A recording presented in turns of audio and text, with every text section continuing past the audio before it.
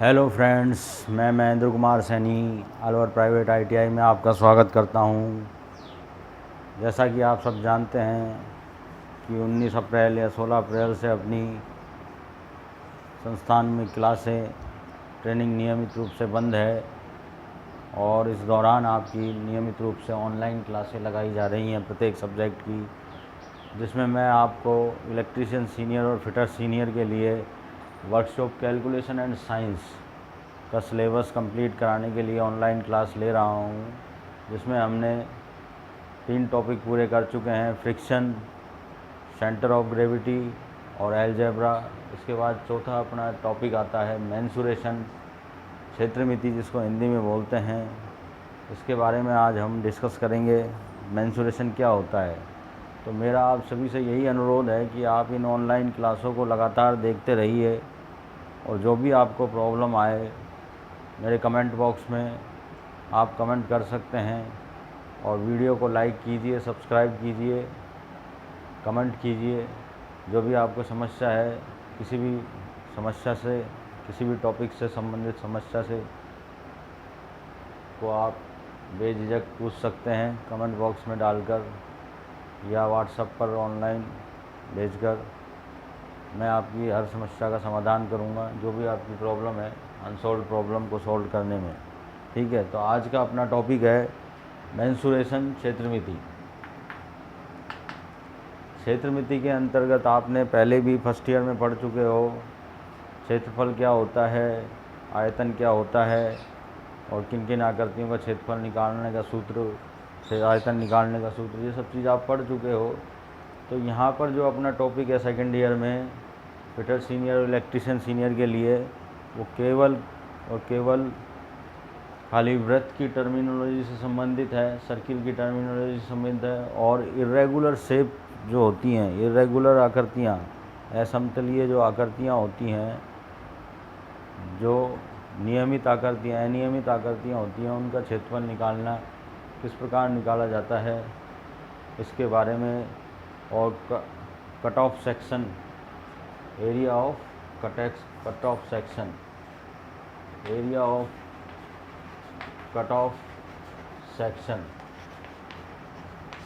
Cut out section मतलब, cut off section का मतलब क्या है कि किसी चीज़ को हम काटने के बाद में उसका एरिया जो देखते हैं वो एरिया क्या है उसको डिफाइन करना, वो एरिया ज्ञात करना।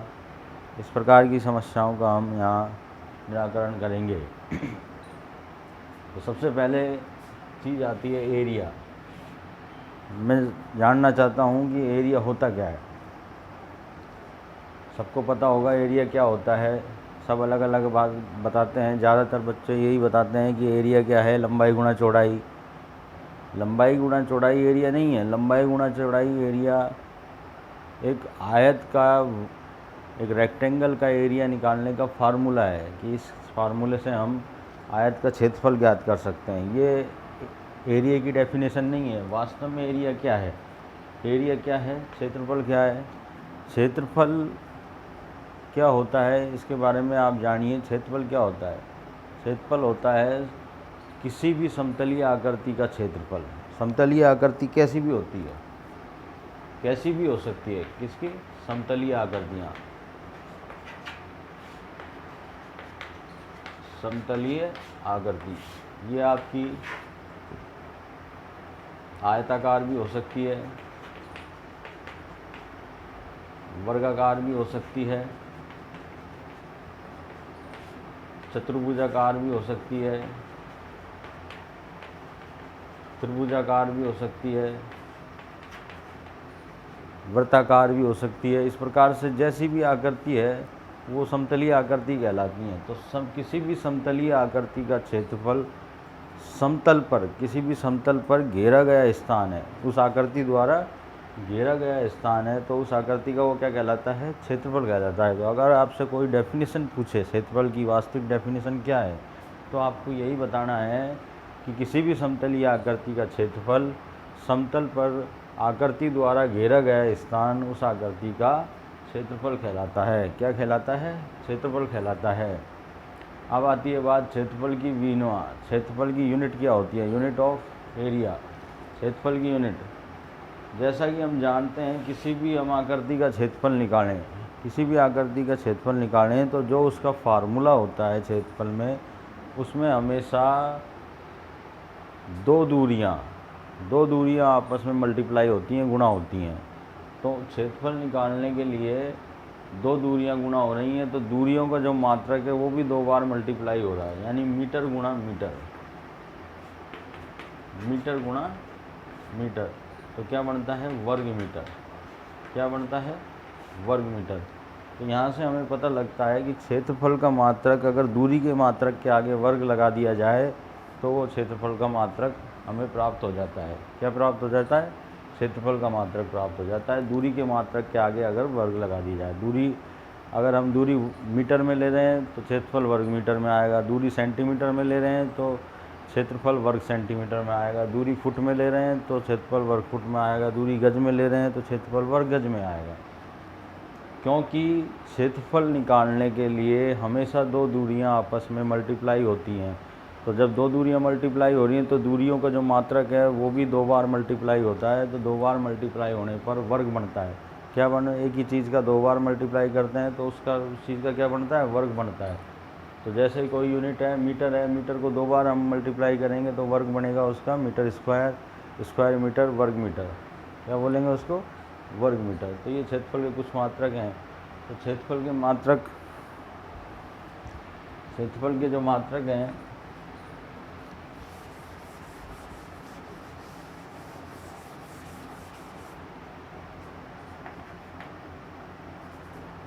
यूनिट ऑफ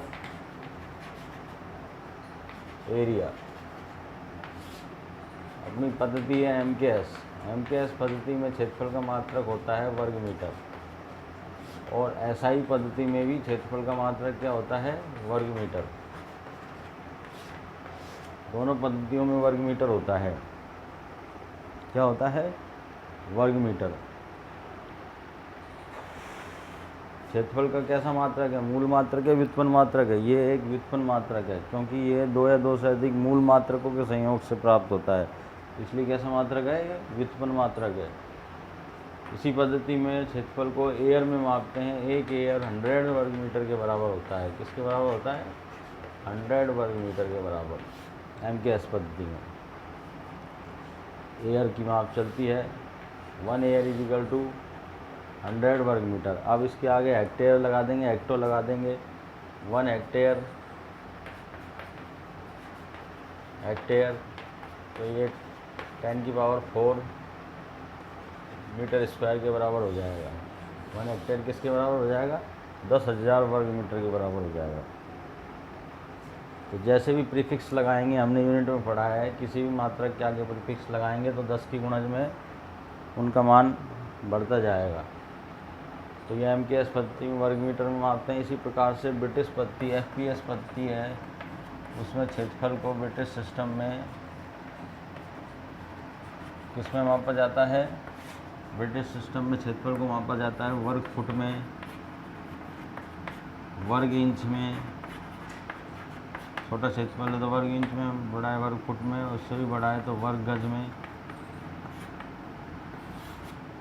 इसमें क्षेत्रफल को हम मापते हैं, क्योंकि ब्रिटिश सिस्टम में दूरी की इकाई फुट, इंच, गज, फरलांग, मील आदि होती हैं, तो उनके क्षेत्रफल का मात्रक भी वर्ग फुट, वर्ग इंच, वर्ग। इसी प्रकार से एकड़, 1 एकड़ 4840 वर्ग गज के बराबर होता है। किसके बराबर होता है? 4840 वर्ग गज के बराबर होता है। ये भी एकड़ भी ब्रिटिश पद्धति में क्षेत्रफल को मापने का मात्रक है। 1 एकड़ इज इक्वल टू 4840 वर्ग गज के बराबर। अभी हम यूनिट का चैप्टर नहीं पढ़ रहे हैं, लेकिन यहाँ पर क्षेत्रफल से संबंधित चीज़ है, इसलिए मैं बता रहा हूँ क्षेत्रफल की यूनिट क्या होगी। तो ये यूनिट होती है क्षेत्रफल की। क्षेत्रफल की परिभाषा हमने पढ़ ली। क्या होता है क्षेत्रफल?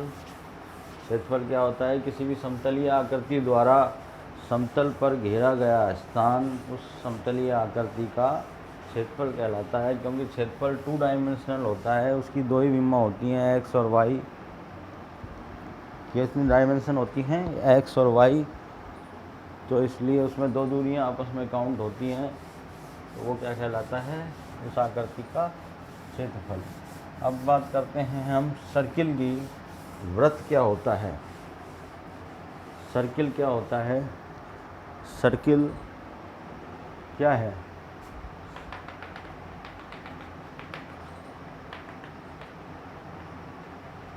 सर्किल क्या है? किसी बिंदु का वह बिंदु पथ है जो किसी केंद्र बिंदु से, जिसकी दूरी हमेशा क्या रहती है? नियत रहती है। इसकी दूरी कहीं भी हम देखेंगे तो ये क्या रहेगी? नियत, यानी एक समान रहती है। तो वह पथ क्या कहलाता है? वृत्त कहलाता है। बिंदुओं से बना वह पथ क्या कहलाता है? वृत्त कहलाता है। किसी बिंदु का वह बिंदु पथ जिसकी एक नियत बिंदु से दूरी सदैव एक समान बनी रहती है, तो वह क्या कहलाता है? एक वृत्त कहलाता है। क्या कहलाता है? वृत्त कहलाता है। तो ये वृत्त की डेफिनेशन हो गई। इसके बाद में हम पढ़ते हैं टर्मिनोलॉजी ऑफ सर्किल। वृत्त की टर्मिनोलॉजी क्या है? वृत्त की शब्दावली क्या है? तो इसमें सबसे पहली बात आती है वृत्त का व्यास। क्या आती है? वृत्त का व्यास। देखिए, ये दूरी वृत्त का व्यास कहलाती है। इसको हम स्मॉल डी या कैपिटल डी से डिनोट करते हैं। अंग्रेजी में वृत्त के व्यास को डायामीटर ऑफ सर्किल बोलते हैं, डायामीटर बोलते हैं। तो जो रेखा वृत्त के केंद्र बिंदु से होकर गुजरे, मतलब वृत्त की जो ये परिधि है, वृत्त की परिधि पर किन्हीं दो बिंदुओं के बीच की दूरी जो वृत्त के केंद्र से होकर गुजरे, किन्हीं दो बिंदुओं के बीच की दूरी जो वृत्त के केंद्र से होकर गुजरे, वो क्या कहलाता है? वृत्त का व्यास। व्यास हमेशा वृत्त के केंद्र से होकर गुजरेगा, वही वृत्त का व्यास कहलाएगा। क्या कहलाएगा? वृत्त का व्यास। तो क्या परिभाषा होगी वृत्त के व्यास की? कि वृत्त की परिधि पर किन्हीं दो बिंदुओं के बीच की दूरी जो वृत्त के केंद्र से होकर गुजरती है, वो क्या कहलाता है? वृत्त का व्यास कहलाता है। डायमीटर ऑफ सर्किल कहलाता है। इसे हम स्मॉल डी या कैपिटल डी से प्रदर्शित करते हैं। दूसरी बात आती है हमारी, पहली बात हो गई, दूसरी बात आती है हमारी वृत्त की त्रिज्या। तीसरी बात आती है वृत्त की त्रिज्या। वृत्त की त्रिज्या क्या होती है? वृत्त की त्रिज्या, जिसको हम आर से रेडियस बोलते हैं इंग्लिश में, जिसको आर से डिनोट करते हैं, वृत्त की त्रिज्या हमेशा व्यास की आधी होती है। क्या होती है? त्रिज्या इजिकल टू व्यास बटे 2, यानी आर इजिकल टू d/2 होती है। ठीक है। वृत्त की परिधि पर केंद्र बिंदु से, वृत्त की परिधि पर किसी बिंदु के बीच की दूरी वृत्त की त्रिज्या कहलाती है। मतलब वृत्त के केंद्र से, इस केंद्र बिंदु से, वृत्त का केंद्र बिंदु क्या है? वो है। इससे वृत्त की परिधि पर कहीं भी हम कोई लाइन खींचें तो वो क्या कहलाएगी? वृत्त की त्रिज्या कहलाएगी। क्या कहलाएगी?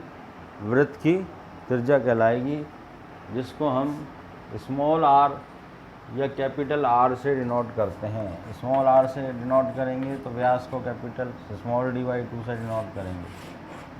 तो हम इससे लिख सकते हैं कि जो वृत्त का व्यास है वो त्रिज्या का दुगना होता है। क्या होता है? त्रिज्या का दुगना होता है।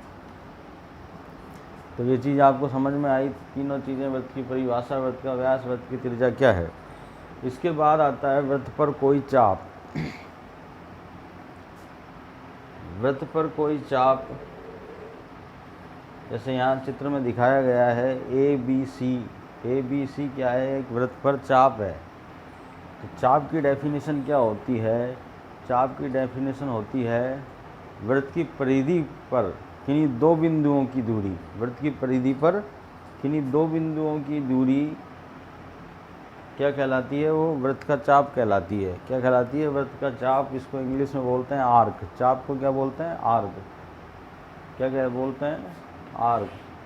तो वृत्त की परिधि पर किन्हीं दो बिंदुओं की दूरी, किन्हीं दो बिंदुओं के बीच की दूरी नहीं, किन्हीं दो बिंदुओं की दूरी परिधि पर, वो क्या कहलाएगा? वृत्त का चाप कहलाएगा। क्या कहलाएगा? वृत्त का चाप कहलाएगा। अगली बात आती है वृत्त की जीवा। जीवा क्या होती है? वृत्त की जीवा वृत्त की परिधि पर किन्हीं दो बिंदुओं के बीच की दूरी, वृत्त की परिधि पर किन्हीं दो बिंदुओं के बीच की दूरी जो वृत्त के अंदर से होकर गुजरती है। ठीक है, वृत्त की परिधि पर किन्हीं दो बिंदुओं के बीच की दूरी जो वृत्त के अंदर से होकर गुजरती है और वृत्त को दो भागों में बांटती है। कितने भागों में बांटती है? दो भागों में बांटती है। वो क्या कहलाती है? वृत्त की जीवा कहलाती है, कॉर्ड, CHORD, कॉर्ड। वृत्त की जीवा को इंग्लिश में बोलते हैं कॉर्ड ऑफ सर्किल, वृत्त की जीवा कहलाती है। मतलब जैसे ये A और C पॉइंट के बीच की जो दूरी है, ये क्या है? वृत्त की जीवा है। ठीक है, वृत्त की सबसे लंबी जीवा, सबसे लंबी जीवा क्या होती है? वृत्त का व्यास होती है। क्या होगी? वृत्त का व्यास। जैसे हम मान लेते हैं ये P, ये Q और ये R। तो PQ वृत्त का व्यास है, जिसको D से व्यक्त करते हैं। ये क्या है? वृत्त की सबसे बड़ी जीवा भी कहलाती है। क्या कहलाती है? जीवा। वृत्त की जीवा हमेशा वृत्त को दो भागों में बांटती है, जिनको वृत्तखंड कहते हैं। क्या कहते हैं? वृत्तखंड। क्या कहते हैं? Segment of circle. सेगमेंट, वृत्तखंड को क्या बोलते हैं? सेगमेंट। सेगमेंट ऑफ सर्किल वृत्तखंड कहलाते हैं। ये वृत्तखंड भी जब जीवा इनको दो भागों में बांटती है तो दोनों भाग अलग अलग नाम देते हैं इनको, लघु वृत्तखंड और दीर्घ वृत्तखंड, माइनर सेगमेंट और मेजर सेगमेंट। जो छोटा एरिया है जीवा के द्वारा बनाया गया वो कहलाता है लघु वृत्तखंड, और जो बड़ा एरिया है वो कहलाता है दीर्घ वृत्तखंड। क्या कहलाता है? दीर्घ वृत्तखंड। तो चित्र में जैसे हम देख रहे हैं ACQRPA, ये तो क्या है? दीर्घ वृत्तखंड है, और ABCA ये क्या है? लघु वृत्तखंड है। क्या है? लघु वृत्तखंड है। तो ये वृत्तखंड हो गया। इनके एरिए भी अलग अलग तरीके से निकलते हैं। इसी प्रकार से आता है त्रिज्यखंड। त्रिज्यखंड क्या होता है? त्रिज्यखंड क्या होता है? त्रिज्यखंड को बोलते हैं सेक्टर। क्या बोलते हैं? Sector of circle. अब देखिए यहाँ पर चित्र में इसकी डिफाइन कैसे करेंगे त्रिज्यखंड को। वृत्त, किसी वृत्त की दो त्रिज्याओं, ये देखिए दो त्रिज्या दिखा रखी हैं, दो त्रिज्याओं और एक चाप द्वारा घेरी गई आकृति क्या कहलाता है? वृत्त का त्रिज्यखंड कहलाता है। ये वृत्त के दोनों त्रिज्याएं वृत्त पर कितने डिग्री का कोण बनाती है? थीटा एंगल बनाती हैं। कितने डिग्री का? Theta angle. ये थीटा कुछ भी हो सकता है। तो वृत्त की दो त्रिज्याओं तथा एक चाप द्वारा घेरा गया स्थान वृत्त का त्रिज्यखंड कहलाता है। क्या कहलाता है? वृत्त का त्रिज्यखंड। जैसे चित्र में OABCO एक त्रिज्यखंड है। क्या है? एक त्रिज्यखंड है। ये एक त्रिज्यखंड है OABCO। ये पूरा क्या है? एक त्रिज्यखंड है जो केंद्र पर थीटा कोण बनाता है तथा वृत्त की दो त्रिज्याओं तथा एक चाप द्वारा घिरी गई आकृति होती है। ये क्या कहलाता है? वृत्त का त्रिज्यखंड। क्या कहलाता है? वृत्त का त्रिज्यखंड। इसी प्रकार से आती है सेमी सर्किल। क्या आता है? Semi circle. अर्धवृत्त। अर्धवृत्त क्या होता है? अगर पूरे वृत्त का, क्योंकि पूरे वृत्त को एक व्यास दो समान भागों में बांटता है, तो वो प्रत्येक भाग क्या कहलाया? वृत्त का अर्धवृत्त कहलाता है। प्रत्येक भाग क्या कहलाता है? वृत्त का अर्धवृत्त कहलाता है। फिर दोबारा सुन लीजिए, पूरे वृत्त का एक व्यास वृत्त को दो बराबर भागों में बांटता है, तो प्रत्येक भाग क्या कहलाता है? वृत्त का अर्धवृत्त कहलाता है। प्रत्येक भाग क्या कहलाता है? वृत्त का सेमी सर्किल कहलाता है। क्या कहलाता है? Semi circle. ये जो एरिया आपको दिखाई दे रहा है ये क्या है? Semi circle. इसको हम सेमी सर्किल बोलते हैं। इसके बाद आता है वृत्त का चतुर्थांश, क्वाड्रेंट ऑफ सर्किल। चतुर्थांश को बोलते हैं क्वाड्रेंट ऑफ सर्किल। वृत्त का चौथा भाग, मतलब अगर पूरे वृत्त को दो व्यासों द्वारा चार बराबर भागों में बांट दिया जाए, यानी ये इस तरह का एक भाग ये हो गया, ये वृत्त के दो व्यास द्वारा वृत्त को 4 बराबर भागों में बांट दिया जाए तो प्रत्येक भाग वृत्त का क्या कहलाता है? चतुर्थांश कहलाता है। वृत्त का क्वाड्रेंट कहलाता है, क्वाड्रेंट ऑफ सर्किल कहलाता है। ठीक है, क्या कहलाता है? Quadrant of circle. इसके बाद आती है वृत्त की परिधि। वृत्त की परिधि क्या है? वृत्त की परिधि जो वृत्त जो बनता है, बिंदु का बिंदु पथ है, वही वृत्त की क्या है? परिधि है, जिसकी केंद्र बिंदु से एक समान दूरी रहती है। जिस पर किसी भी बिंदु की केंद्र बिंदु से एक समान दूरी रहती है, वो वृत्त की परिधि कहलाती है। वृत्त का क्षेत्रफल हम निकालेंगे। वृत्ताकार रिंग जब दो वृत्त एक रिंग के रूप में हो, जैसे ये एक बड़ा वृत्त और ये एक अंदर छोटा वृत्त, इनका केंद्र बिंदु एक ही हो, तो ये वृत्त कैसे? वृत्ताकार रिंग कहलाएगी। क्या कहलाएगी? एक वृत्ताकार रिंग। तो अब इनके हम क्षेत्रफल की बात करते हैं। परिभाषा हमने सब जान ली इनकी क्या होती है। इसकी क्षेत्रफल की बात करते हैं तो हम थोड़ा सा इसको मिटाते हैं और एक एक क्षेत्रफल को निकालने के लिए फार्मूले हम आपको बताते हैं।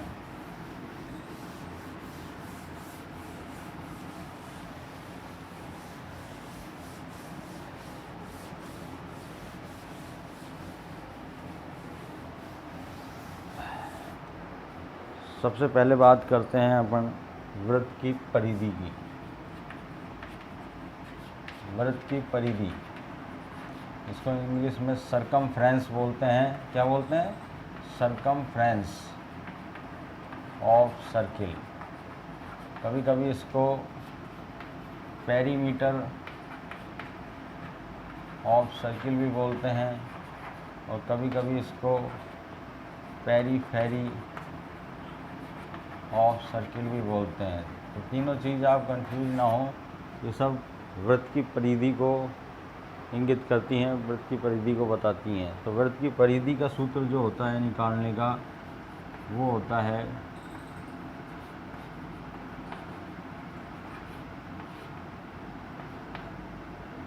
C से इसको डिनोट करते हैं, C = 2 पाई स्मॉल r।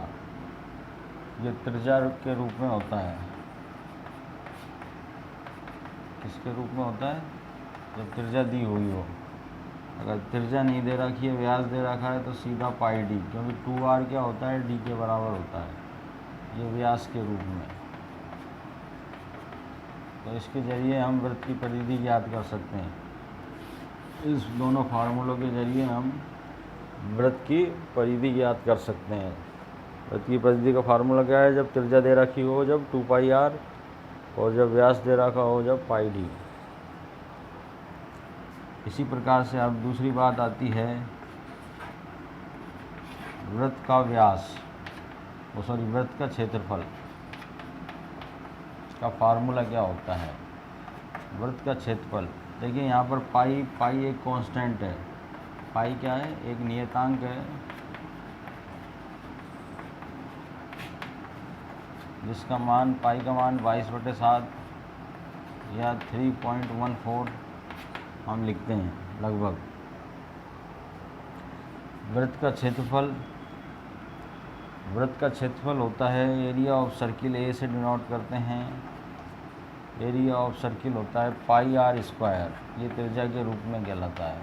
किसके रूप में? त्रिज्या के रूप में। क्या होता है? पाई r²। और व्यास के रूप में होता है इसका एरिया π/4 d²। ये व्यास के रूप में।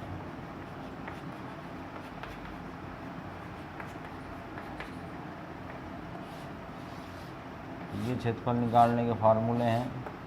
देखिए इसमें त्रिज्या 2 बार मल्टीप्लाई हो रही है। r² का मतलब r गुणा r।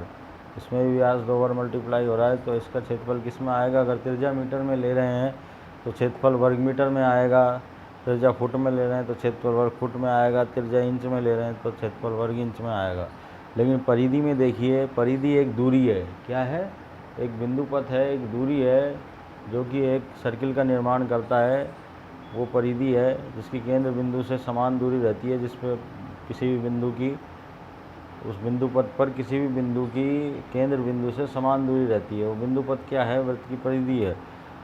तो उसमें जो परिधि में जो दूरी काम आ रही है, वो त्रिज्या काम आ रही है, वो एक बार ही काउंट हो रही है। तो परिधि हमारी मीटर में ही आएगी। अगर मीटर में त्रिज्या दे रखी है या व्यास दे रखा है, अगर व्यास और त्रिज्या फुट में दे रखी है तो वो फुट में आएगी परिधि। ठीक है, तो ये वृत्त का परिधि और क्षेत्रफल की बात हो गई। इसके बाद आता है वृत्तखंड का क्षेत्रफल। वृत्तखंड का क्षेत्रफल, एरिया ऑफ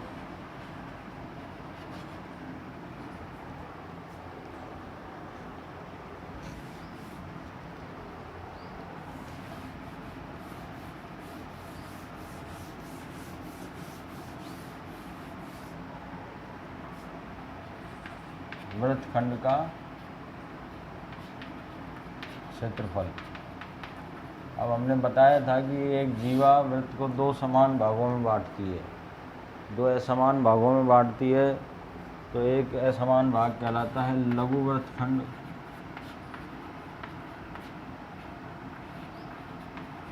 जिसको माइनर सेगमेंट बोलते हैं। क्या बोलते हैं? Minor segment. लघु वृत्तखंड क्या होता है? जैसे देखिए इस चित्र में, ये एक जीवा है AC, इसने वृत्त को दो भागों में बांटा है, एक बड़ा वृत्त, एक छोटा वृत्त। तो ABCA ये क्या है? लघु वृत्तखंड है। तो इसका क्षेत्रफल निकालने के लिए हमारे पास में क्या फार्मूला है? तो उसके लिए फार्मूला हमारे पास में है कि त्रिज्यखंड जो होता है, क्या होता है?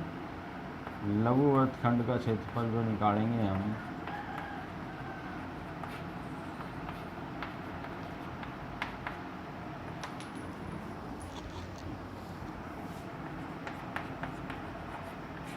त्रिज्यखंड का क्षेत्रफल माइनस इस त्रिज्यखंड OABCO, त्रिज्यखंड क्या है? OABCO का क्षेत्रफल माइनस त्रिभुज OAC, त्रिभुज OAC का क्षेत्रफल। इस त्रिज्यखंड के क्षेत्रफल में से यदि त्रिभुज OAC का क्षेत्रफल घटा दिया जाए तो हमारे पास में क्या आ जाता है? लघु वृत्तखंड का क्षेत्रफल आ जाता है। किसका क्षेत्रफल आ जाता है? लघु वृत्तखंड का। इसी प्रकार से दीर्घ वृत्तखंड का क्षेत्रफल निकालेंगे।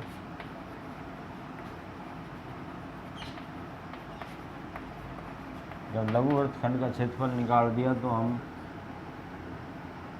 वृत्त का क्षेत्रफल में से माइनस कर देंगे लघु वृत्तखंड का क्षेत्रफल।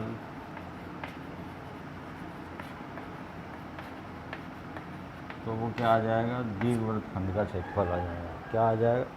दीर्घ वृत्तखंड का क्षेत्रफल। तो इस प्रकार से सेगमेंट ऑफ सर्किल के क्षेत्रफल हम इस प्रकार से निकाल सकते हैं, लघु वृत्तखंड का क्षेत्रफल और दीर्घ वृत्त।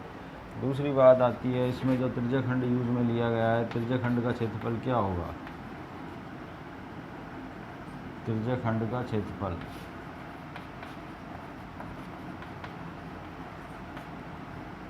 Area of sector. त्रिज्यखंड को इंग्लिश में क्या बोलते हैं? Sector, area of sector. तो देखिए त्रिज्यखंड क्या होता है, हमने बताया था दो त्रिज्याओं से और एक चाप द्वारा घिरी गई आकृति क्या कहलाता है? त्रिज्यखंड कहलाता है। त्रिज्यखंड केंद्र पर एक कोण बनाता है थीटा। क्या कोण बनाता है? थीटा। थीटा का मान कुछ भी हो सकता है। ठीक है, तो त्रिज्यखंड का जो क्षेत्रफल का सूत्र है वो है πr² थीटा बटे 360। ये 360 डिग्री है, 360 का भाग देते हैं तो ये क्षेत्रफल निकालने का सूत्र है। πr² थीटा बटे 360 अगर त्रिज्या दे रखी हो, त्रिज्या के रूप में। ठीक है, πr² थीटा बटे 360। अब देखिए इस त्रिज्यखंड में इस चाप की लंबाई निकालने का सूत्र भी है। त्रिज्यखंड में चाप की लंबाई,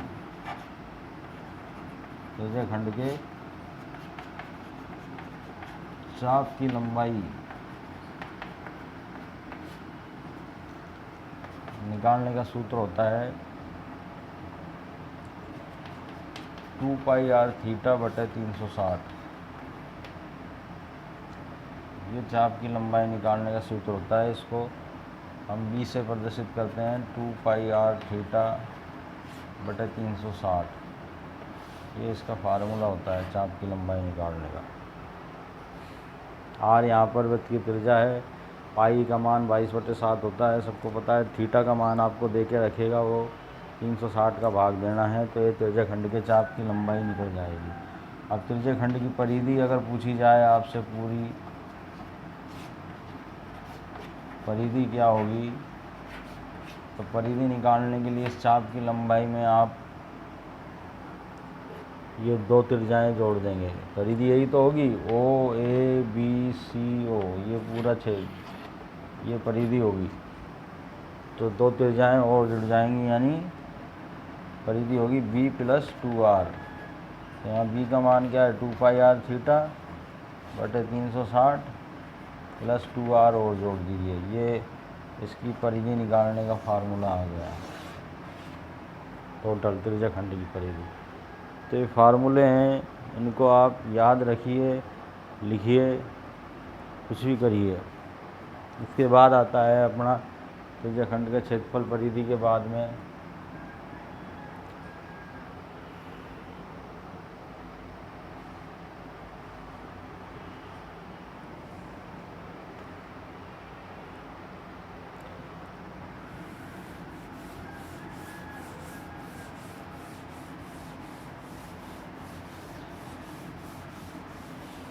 अर्धवृत्त का क्षेत्रफल। इसका अर्धवृत्त का क्षेत्रफल क्या होगा? अर्धवृत्त का क्षेत्रफल, एरिया ऑफ सेमी सर्किल।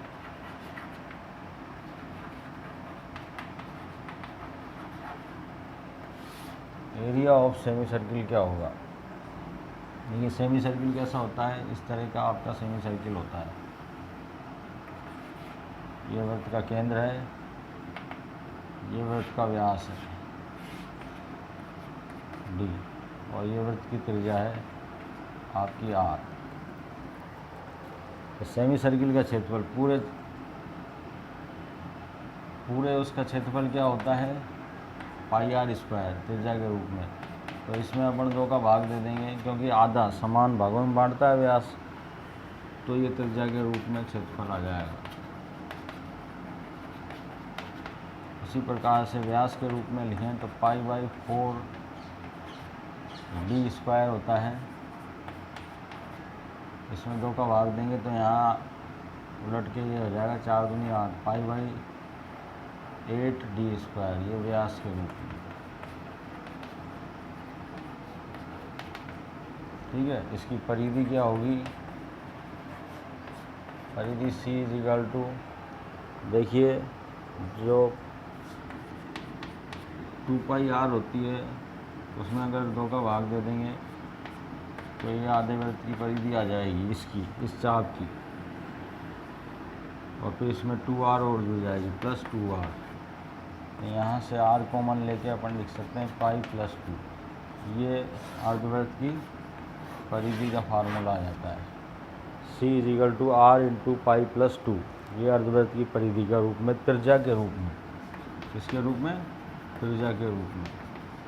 अगर इसी को व्यास के रूप में लिखना हो तो व्यास के रूप में परिधि होती है π/d, πd। क्या होती है? πd। अब πd में हम +d और जोड़ देंगे तो d का मान कॉमन लेके पाई + 1, ये व्यास के रूप में हम लिख सकते हैं।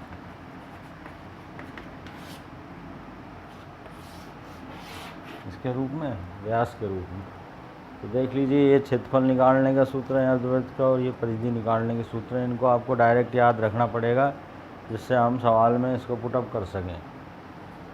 तो हमने त्रिज्या खंड का क्षेत्रफल पढ़ लिया, वृत्त का क्षेत्रफल पढ़ लिया, परिधि पढ़ ली, अर्धवृत्त का क्षेत्रफल परिधि पढ़ ली। इसके बाद आता है क्वाड्रेंट ऑफ सर्किल, अर्धवृत्त का क्षेत्रफल और वृत्त के चतुर्थांश का क्षेत्रफल।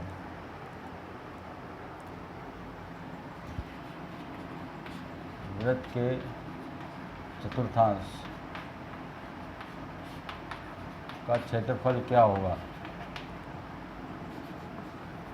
Area of quadrant of circle. देखिए क्वाड्रेंट ऑफ सर्किल में ये आपका एक सर्किल है जिसमें ये व्यास, तो ये एक क्वाड्रेंट है, इसका क्षेत्रफल क्या होगा? पूरे पाई आर स्क्वायर होता है, इसमें 4 का भाग दे देंगे तो यही क्वाड्रेंट का क्षेत्रफल होगा। ये 4 समान भागों में बांट रहा है तो 4 का भाग दे दो तो ये होगा। ये त्रिज्या के रूप में होगा। अगर व्यास दे रखा है आपको डायरेक्ट निकालना हो तो व्यास क्या होता है?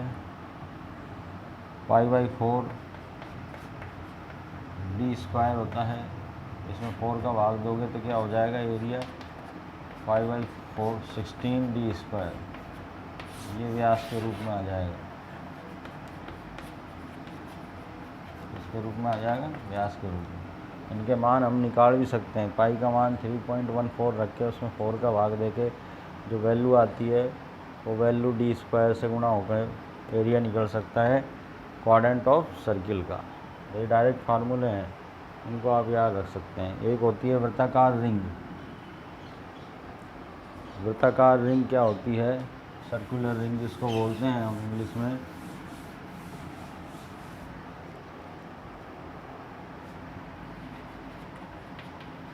वृत्ताकार रिंग, सर्कुलर रिंग।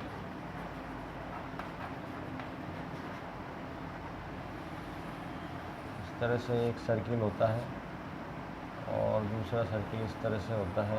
इनका केंद्र एक ही होता है दोनों सर्किलों का। ओ मान लो इसकी त्रिज्या स्मॉल आर है और इसकी त्रिज्या कैपिटल आर, बाह्य वृत्त की त्रिज्या कैपिटल आर। तो इसका एरिया निकालने का फार्मूला होता है पाई। एरिया निकालने का फार्मूला क्या होगा? पूरे बाह्य वृत्त का क्षेत्रफल माइनस इसका रिंग का क्षेत्रफल निकालना है अपन को, खाली रिंग का। तो रिंग का क्षेत्रफल निकालने का बाह्य वृत्त का क्षेत्रफल माइनस आंतरिक वृत्त का क्षेत्रफल। बाह्य वृत्त का क्षेत्रफल, पूरे वृत्त का क्षेत्रफल क्या होगा? अगर उसकी त्रिज्या कैपिटल आर स्क्वायर है तो, और आंतरिक वृत्त की पाई आर स्क्वायर, तो एरिया इसका क्या आ जाएगा? Pi r square minus small r square, त्रिज्या के रूप में, इसके रूप में, त्रिज्या के रूप में। और इसी प्रकार व्यास के रूप में लिखें तो पाई/4 capital D square minus small D square. ठीक है, अगर इसका व्यास स्मॉल डी है और बड़े का व्यास ये क्या है? कैपिटल डी, तो ये आ जाएगा पाई/4 कैपिटल डी स्क्वायर माइनस ये व्यास के रूप में। इसकी परिधि नहीं पूछता है निकालना, क्योंकि इस परिधि नहीं निकल सकती इसकी, क्योंकि दो वृत्त हैं एक तरह से। ठीक है, तो एरिया ही फाइंड आउट किया जाता है इसका। एरिया फाइंड आउट करने के फार्मूले हैं वृत्ताकार रिंग के। वृत्ताकार रिंग का किस प्रकार से एरिया फाइंड आउट किया जाता है। इसके बाद में एक चीज़ और बचती है, फिलेट। फिलेट एक टेक्निकल टर्म है जो कि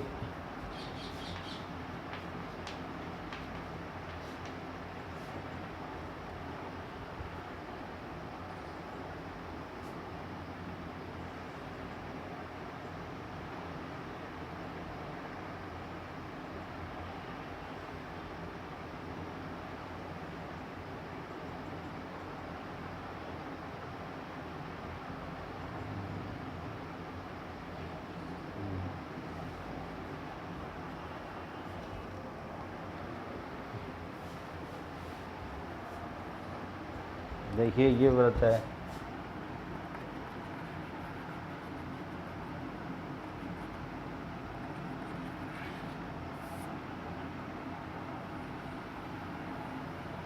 मान लिया हमने ये एक पूरा वृत्त है, इसके व्यास या केंद्र में। तो जो फिलेट बनती है वो इस प्रकार से बनती है। एक हमने क्वाड्रेंट ले लिया, तो ये जो क्षेत्रफल होता है ये होता है फिलेट का क्षेत्रफल। इसी को हम इस प्रकार से दर्शा